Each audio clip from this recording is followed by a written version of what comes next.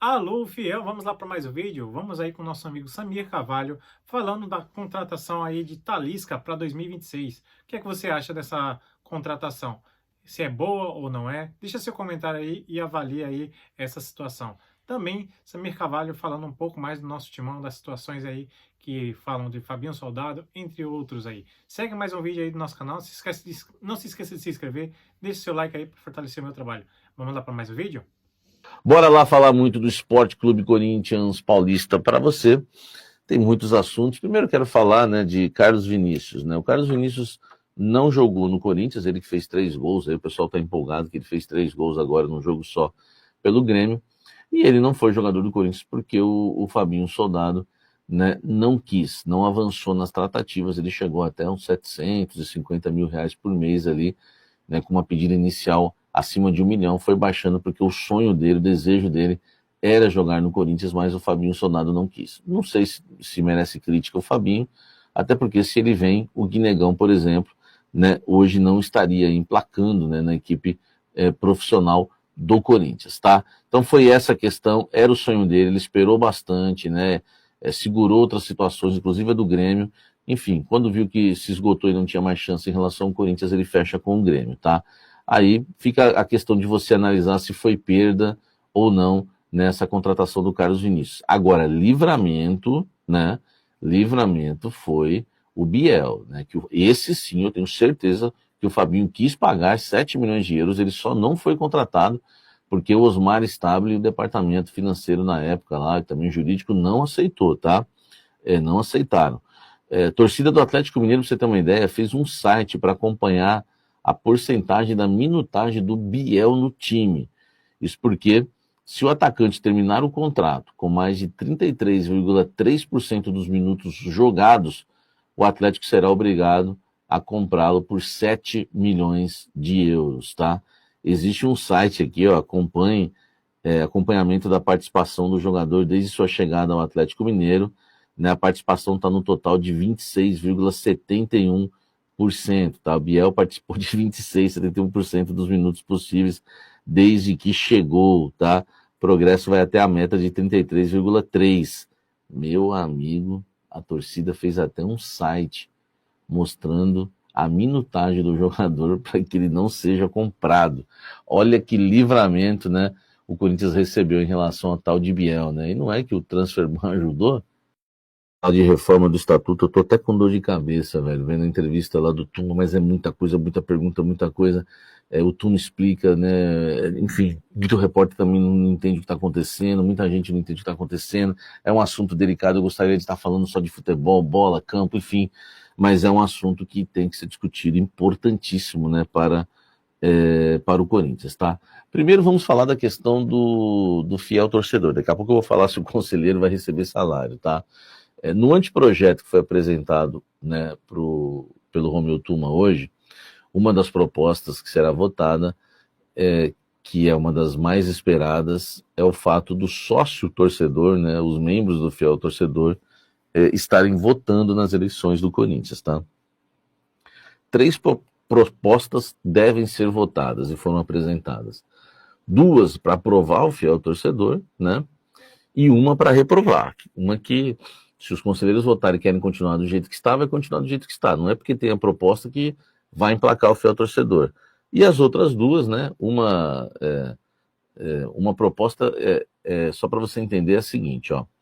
O fiel torcedor que quiser ter direito a voto, né, tanto para eleger o presidente e os vices, ele terá de pagar uma taxa especial de 50% a mais em seu plano durante 4 anos, sem interrupções, e não pode haver inadimplência. Se houver inadimplência, ele está fora e não pode votar, tá? Essa é uma, né? Outra é aquela envolvendo as torcidas, né, uniformizadas, que ele vai ter que fazer parte da torcida e não vai poder estar inadimplente nem com a torcida, né, e nem com o seu plano fiel torcedor. E a outra é para reprovar, tá?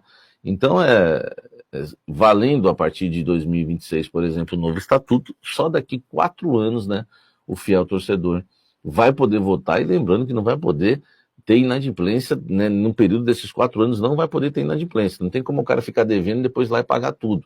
Então ele vai ter que tomar muito cuidado realmente para não atrasar. Enfim, Agora, surgiu uma notícia, né, que para mim cairia como uma bomba, né? O fato, né, o fato do conselheiro receber salário, era só o que me faltava, né? O que se entendeu, né, quando a gente viu aí a divulgação, tá? No texto que foi revelado aí, né, o anteprojeto ele previa que até 0,5% do orçamento anual seria destinado ao Conselho Deliberativo à manutenção de suas atividades e garantia de sua independência.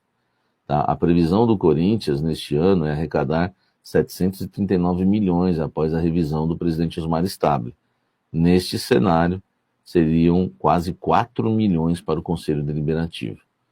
Cara, primeiro que se entendeu que no início que os conselheiros teriam salários. Não é verdade, não é isso que diz aqui, tá? Segundo que é até 5%, né, que o conselho receberia. Mas isso aí, eu senti que o Tuma, quando foi indagado sobre o valor que o conselho receberia, imagina o conselho recebendo 4 milhões por ano, 3,70 milhões por ano, né, 3 milhões e 700 mil, quase 4 milhões por ano. Ele deu meio que não, pode ser, ele falou até 0,5, né? Depois o Pantaleão até explicou, o fato do até 0,5 é que o Pantaleão explicou, e o Pantaleão também colocou um detalhe importante, né? Que é para ser usado para a independência do Conselho, né? Tanto o Tuma como o Pantaleão explicaram isso. Então, por exemplo, fazer transmissões como foram feitas, não precisa fazer pela Corinthians TV, urnas eletrônicas que podem ocorrer, enfim, muitas coisas que o Conselho quer ter liberdade e não pedir para a diretoria, né, estar fazendo, até para criar uma imparcialidade melhor e ser mais independente o Conselho. A questão é que é muita grana, não precisa disso tudo para esses projetos emplacarem, tá? Então, pode ser votado estão falando em 0,5, pode ser votado 0,1, 0,2, a gente não sabe como vai fechar isso. Mas eu queria explicar isso para vocês, que não é o conselheiro tendo voto, que aí seria um absurdo, eu ia bater nisso todo dia. Imagine cada conselheiro recebendo recebendo salário, né, não voto. Imagine cada conselheiro recebendo um salário, parte dos 4 milhões por ano. Seria um absurdo da história do clube, né? Eles que já não fazem quase nada, né, pelo clube, imagine, fazem tão pouco, né, ganhando ainda um salário por mês, que era o que tinha se entendido no início. Mas não foi nada disso. Isso aqui seria uma verba para o conselho ser independente, tá? Mas, enfim, eu ainda acho que é muito, mesmo até 0,5. Eu acho que nessa reforma, tem que pensar em até 0,1, até 0,2. Gosto da ideia do conselho ser independente, mas, por favor, o Corinthians já está quebrado demais para ficar espalhando grana por aí. Enfim, tudo me preocupa, né? Hoje o Jorge Nicola deu a informação que o Talisca é uma realidade no Corinthians, tá? Eu apurei que não existe a menor possibilidade, já quero ir direto ao assunto. O Nicola tá mentindo? Não estou falando isso, jamais falaria isso dele, né? Até porque existe uma base para ele falar ou escrever sobre isso, por quê? Primeiro que ele deve ter os contatos dele com o Talisca. E segundo que realmente o Talisca, ele quer voltar ao futebol brasileiro, e o Corinthians é um clube que ele tem muito interesse em jogar.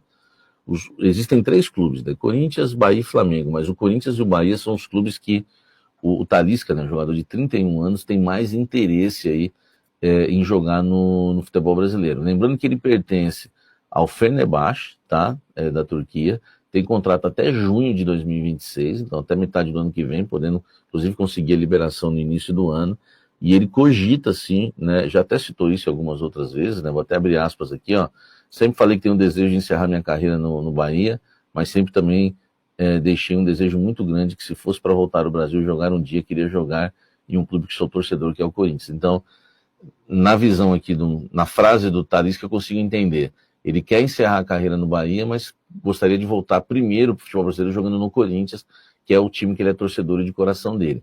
Então faz sentido, já que ele vai voltar agora ao futebol brasileiro, entende que é a hora, né, com 31 anos e tem contrato só até o meio do ano que vem, pode voltar até no início do ano que vem, ele quer o Corinthians. Isso é fato. Então existe algo realmente que é o desejo dele querer o Corinthians.